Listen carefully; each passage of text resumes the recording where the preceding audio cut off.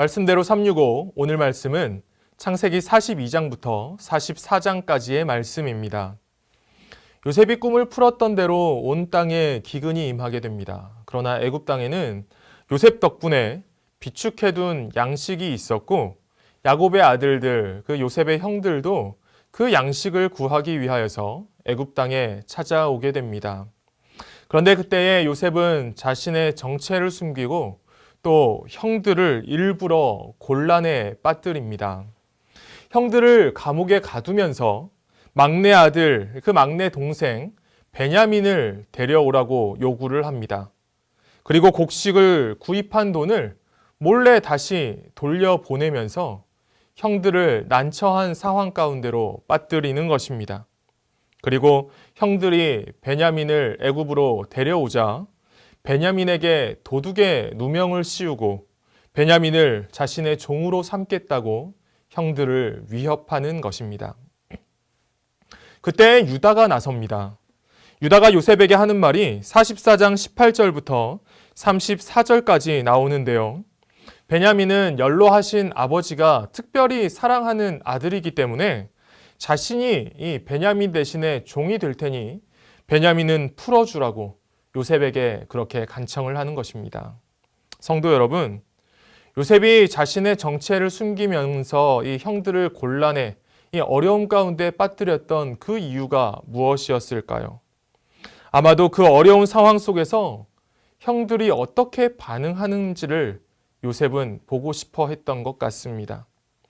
형들이 예전처럼 그렇게 살인을 아무렇지 않게 생각할 정도로 그렇게 죄악에 빠져 있는 그 모습 그대로인지 아니면 오늘 그 문제 상황, 그 어려움 속에서 형들이 이제는 하나님이 기뻐하시는 방법대로 그렇게 반응하는 것인지 확인하기 위해서였을 것입니다.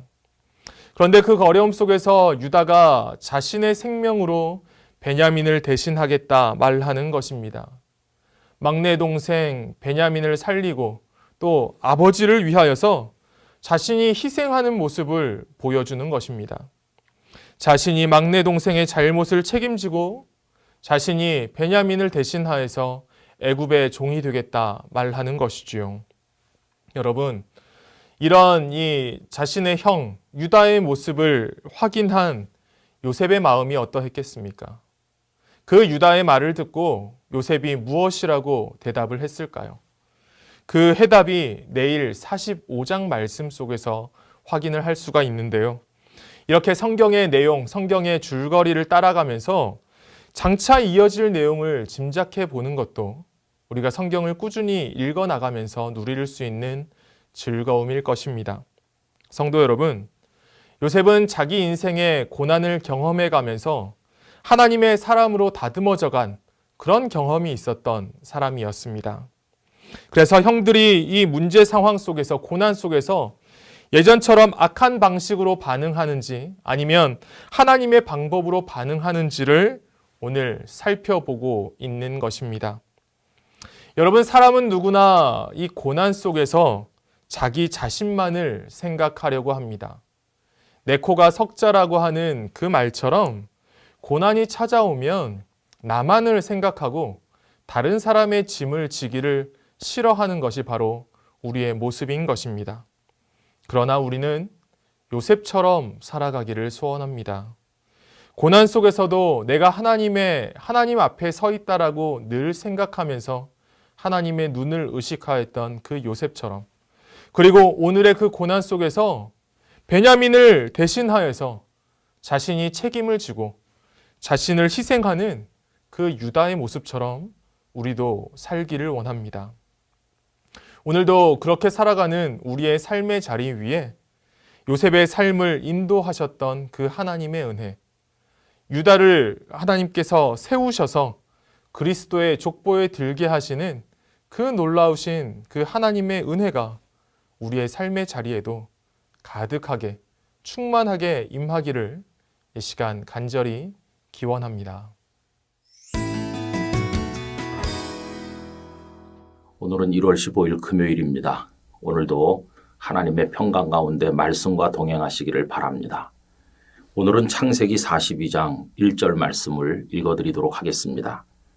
그때 야곱이 애굽에 곡식이 있음을 보고 아들들에게 이르되 너희는 어찌하여 서로 바라보고만 있느냐. 아멘. 오늘 말씀은 야곱이 아들들을 재촉을 해서 애굽에 보내서 곡식을 사오도록 하는 내용을 담고 있습니다. 요셉 당시의 흉년은 아주 광범위하고 심각한 것이어서 곡식은 가나안 땅에도 떨어졌습니다. 가나안에 살고 있던 요셉의 그 가족들, 아버지 야곱과 그 형님들, 그 조카들 모두가 다 양식이 떨어지는 고통 앞에 서게 된 것입니다. 그런데 문제는 그 요셉의 형님들이, 그 야곱의 아들들이 말이죠. 그냥 바라보고만 있다는 것입니다. 무슨 대책을 내놓는 사람이 아무도 없어요. 여러분, 야곱이 속이 터질 만큼 답답해였습니다. 야곱은 어떻게 살았습니까? 야곱은 가만히 앉아있는 사람이 아니었어요. 그는 형님의 복이라도 자기 것으로 만들어 볼 생각을 했던 사람이고 외삼촌의 집으로 또 숫곳으로 세겜으로 다니면서 그 방식이 조금 잘못되어서 문제였지 열정 하나는 대단했던 사람 아닙니까? 그런데 야곱이 보니 이 아들들이 곡식도 다 떨어진 판에 얼굴만 쳐다보고 앉아있으니까 얼마나 답답했겠어요. 그래서 아들들을 재촉합니다. 너희는 어찌하여 서로 바라보고만 있느냐 이렇게 꾸중을 하였어요. 여러분, 바라보고만 앉아있는 사람 너무나도 답답하죠.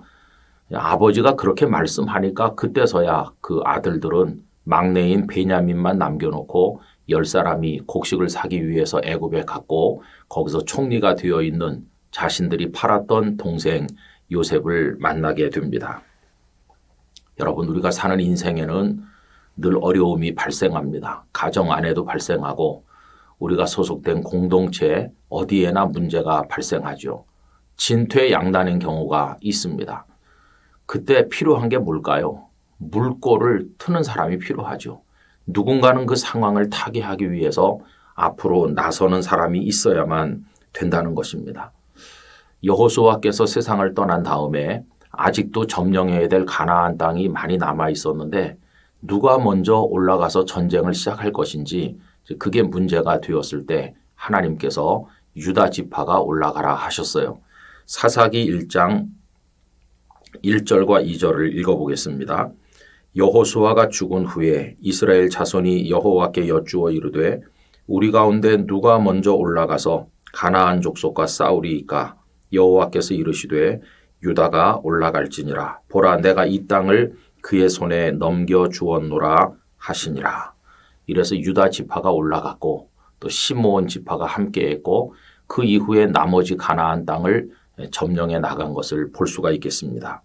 여러분, 사람들은 왜 움직이려고 하지 않고 얼굴만 바라보고 있을까요? 소극적인 태도가 몸에 배해서 그래서 가만히 있는 사람도 있겠죠. 그런가 하면 손익계산을 따지면서 위험을 무릅쓰는 게 두려워서 망보듯이 가만히 있는 사람도 있을 것입니다. 좀 약은 사람이라고 말할 수 있죠. 그러나 여러분, 무턱대고 자기를 드러내기 위해서 나서는 건 만용이고 값싼 영웅심이겠지만은 그러나 희생을 감수하고 나머지 사람들을 위해서 누군가가 나선다면 그건 정말로 훌륭한 일이라고 하겠습니다.